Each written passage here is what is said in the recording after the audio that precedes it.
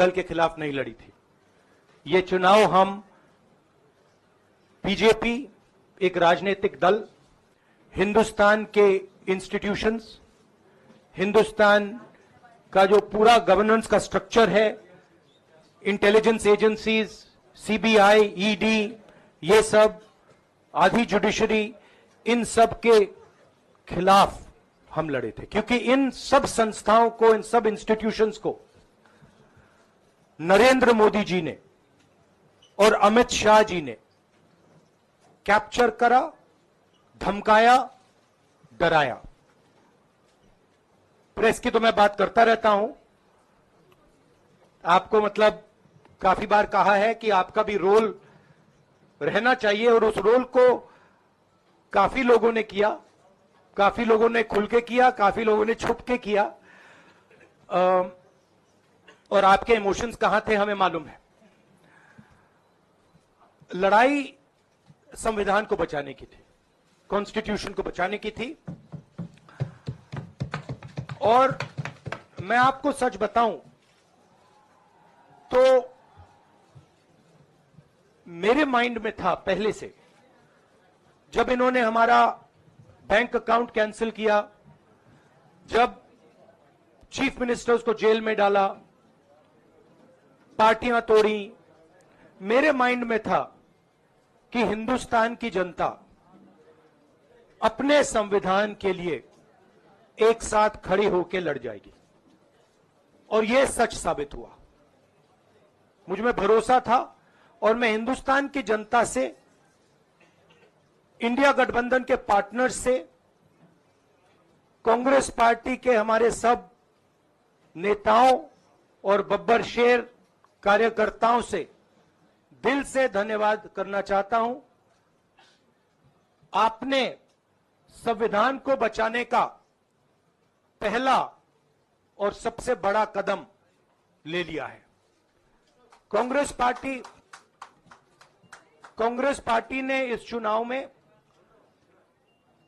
Congress party के सब नेताओं ने 2-3 चीजें की।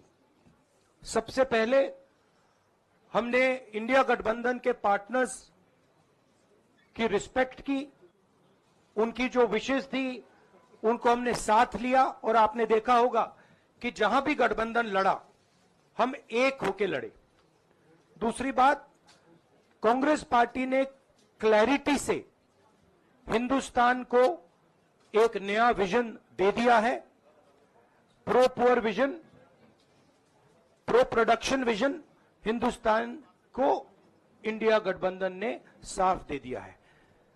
ये जो हमारा परफॉर्मेंस हुआ है, इंडिया गठबंधन का परफॉर्मेंस हुआ है, इसके पीछे कॉन्स्टिट्यूशन, जो रिजर्वेशन पर बीजेपी ने आक्रमण किया, गरीबी, अदानी जी के आपने स्टॉक्स तो देखे होंगे, देखे हैं वो स्टॉक्स उनके, तो बड़ी इंटरेस्टिंग बात है। जनता अदानी जी को मोदी जी से डायरेक्टली कोरिलेट कर रही है। मोदी जी की हार होती है, स्टॉक मार्केट कहता है भैया मोदी जी गए तो अदानी जी गए, मतलब डायरेक्ट रिलेशनशिप है, करप्शन की रिलेशनशिप है।